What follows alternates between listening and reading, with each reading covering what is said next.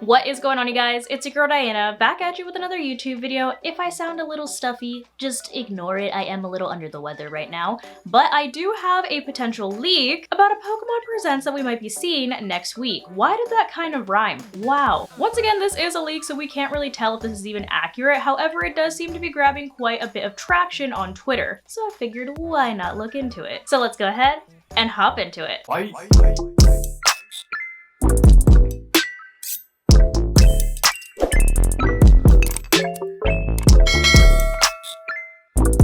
So yesterday, while I was scrolling through Twitter, I did happen to see this screenshot of what I assume is a 4chan leak circulating across my For You section.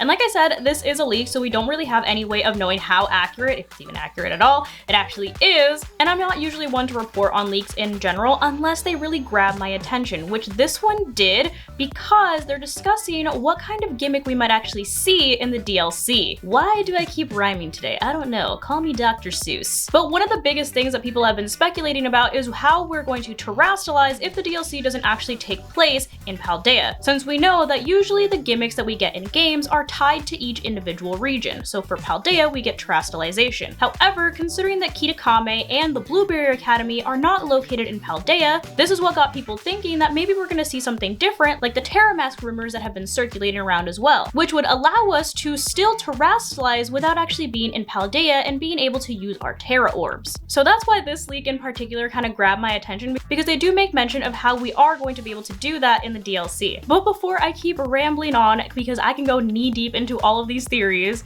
let's actually read what this potential leak has to say about what we're going to be seeing if we do get a Pokemon Presents. So according to this leak, we are supposed to be seeing the Pokemon Presents on June 23rd, which is next Friday, which me personally, I do find that kind of suspicious because they're not usually held on Fridays, but maybe it's just the date is wrong, or maybe it's in a different time zone. But regardless, it says that we are supposed to be getting some general news for spin-off games, Pokemon Go, and Unite, so kind of like the typical thing that we would see during a Pokemon Presents. It also says that we're going to be getting a brief summary for the new features for Pokemon Home and that they hope that we've been using it, which I would hope that everyone's using it now, considering how much of a ruckus everyone was making about how long it took to actually get the Pokemon Home connection. And the new features are pretty cool too. It looks like they're also going to mention that they stopped online support for the TCG Online and are promoting the TCG Live, which I did recently see a trailer for the TCG Live and it looked pretty cool, so that would make sense for them to kind of push people in that direction. It looks like we will also be seeing a Pokemon Sleep date announcement, which, oh yeah, I literally forgot about Pokemon Sleep because we did get that for the last Pokemon Presents. And it looks like supposedly that is supposed to release on August 25th, so the end of August.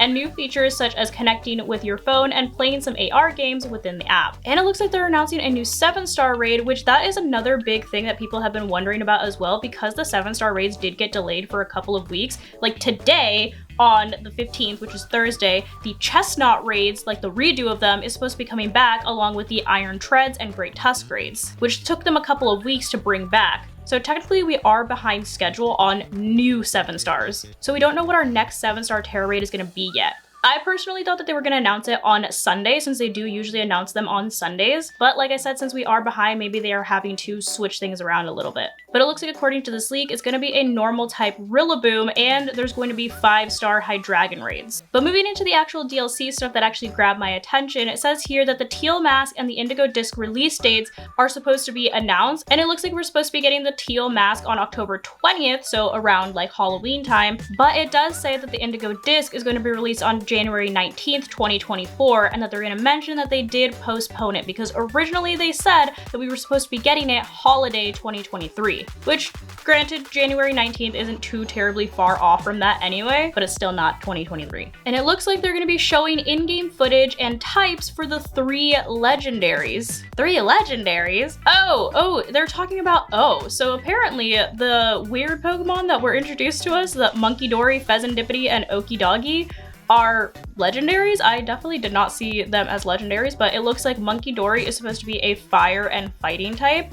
Pheasantipity is a fire and psychic type, and Okidogi is a fire and steel type. So they're all fire types with a secondary typing that is different. Very interesting. To be completely honest, I'm not the biggest fan of the designs for Monkey Dory, Pheasantipity, or Okidogi. I don't really care for them, but like I'm gonna still use them if I have to, you know? It also says they mention how you can't terrestrialize in Kitakami since it's not in Paldea. So they have artificial methods of terrestrialization such as Terramass. So it does look like this leaker is saying that they are going to confirm that you are not able to regularly terrestrialize in Kitakami, so they had to come up with a different way, which is the Terramass that everyone has been talking about. It looks like we're also getting mask forms of the starters. So for Quackwaval, it's going to be ice and fighting. For Meowscarada, it's going to be fairy and dark. And for Skeletor, it's going to be flying and ghost. So it looks like they're getting new typings and of course new forms with the Terramasks. And this is another interesting thing that they threw in here as well. And it says, then they show off in-game footage of Terapagos as it undergoes a new form change.